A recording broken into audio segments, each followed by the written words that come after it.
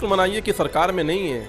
अगर सरकार में होते तो वो AK-47 क्या तोप ला करके जो है अपने केक को उड़ा देते हैं कि मैं इतना बड़ा हूँ, मैं राजा हूँ कि मैं तलवार से केक काटूं। मुझे लगता है आज़ादी के बाद पहली बार कोई ऐसा बड़ा व्यक्ति के द्वारा किया गया अपमान है। इसे बिहार की जनता क्या पूरे देश की जनता नहीं भूलेगी। जहाँ जहाँ उन्होंने अपना जीवन व्यतीत किया उन सभी जगहों को स्मारक में तब्दील करने का काम नरेंद्र मोदी जी की सरकार ने किया। ये दर्शाता है कि भारतीय जनता पार्टी के नेता और कार्यकर्ता के लिए वो तो सिर्फ रबर स्टाम्प मोहर बन करके ही रहेंगे।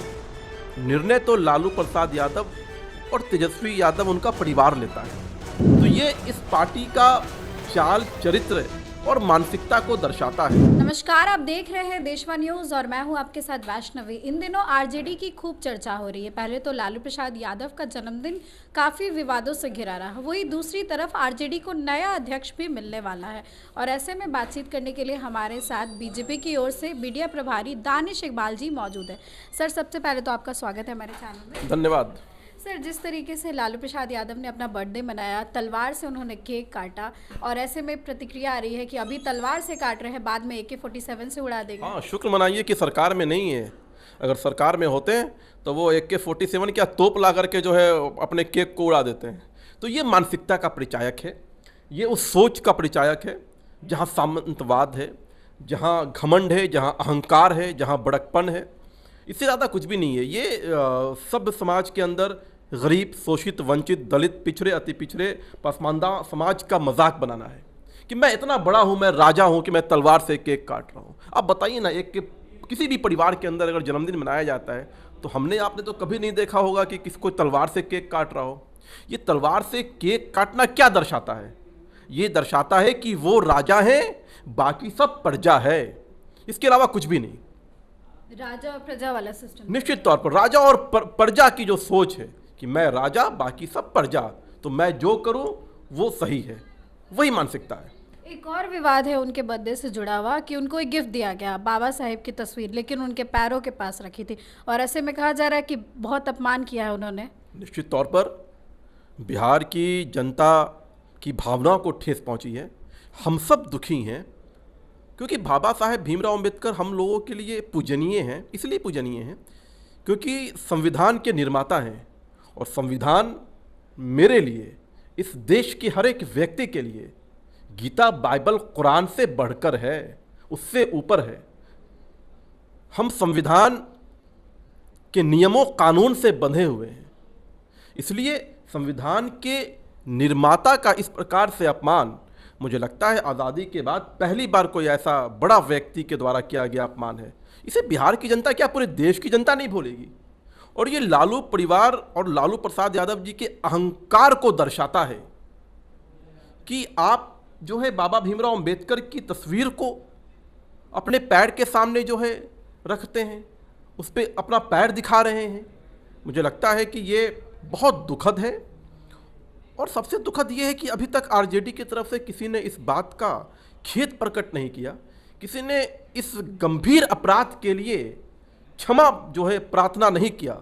ये बहुत अफसोसनाक है। शायद उनके लिए बड़ी बात ही नहीं होगी। हाँ, जैसा मैंने कहा कि ये एक मानसिकता है, ये एक सोच है। ये सोच उन परिवारों में डेवलप हो गया है कि मुझसे बड़ा कोई हो ही नहीं सकता है। और ये इतिहास है कि भारत के अंदर चाहे वो कांग्रेस पार्टी हो या जो और अलग जो उनके अलायंस के साथी हैं, सबने बाबा भीमराव अंबेडकर जी का अपमान किया, उनको भारत रत्न देने में देरी की गई।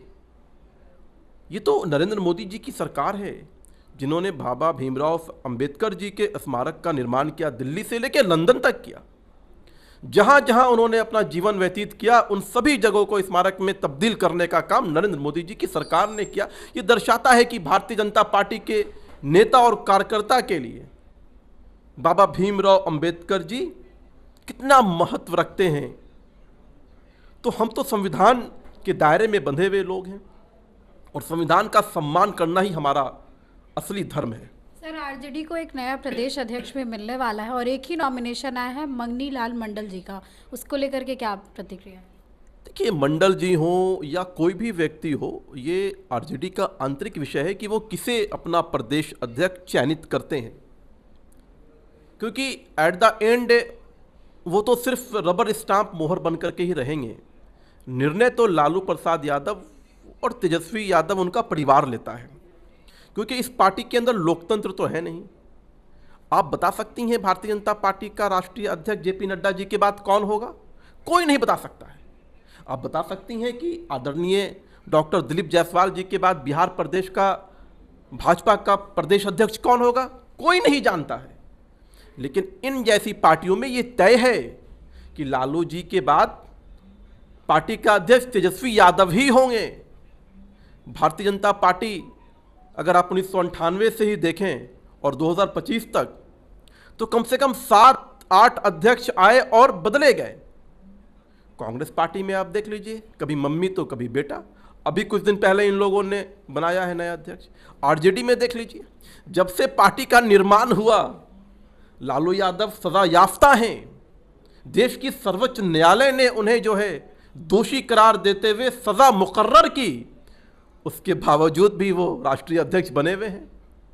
तो ये इस पार्टी का चाल चरित्र और मानसिकता को दर्शाता है।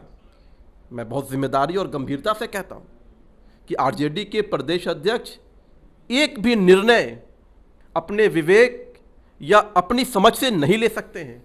उन्हें वही करना होगा जो लालू प्रसाद यादव के द्वारा निर्देशित होगा। तो कोई मायने नहीं रखता है कोई भी प्रदेश अध्यक्ष बने। यस, ऑफ कोर्स कोई मायने नहीं रखता है कोई भी प्रदेश अध्यक्ष बने। धन्यवाद। देखिए, आप सुन रहे थे दानिश इकबाल जी को एक्सक्लूसिव देशवा न्यूज़ पर। इस खबर को लेकर आपकी जो भी राय है कमेंट सेक्शन में ज़रूर शेयर करें। इस खबर में बस इतना ही। आगे की अपडेट्स के लिए देखते रहें देशवा न्यूज़।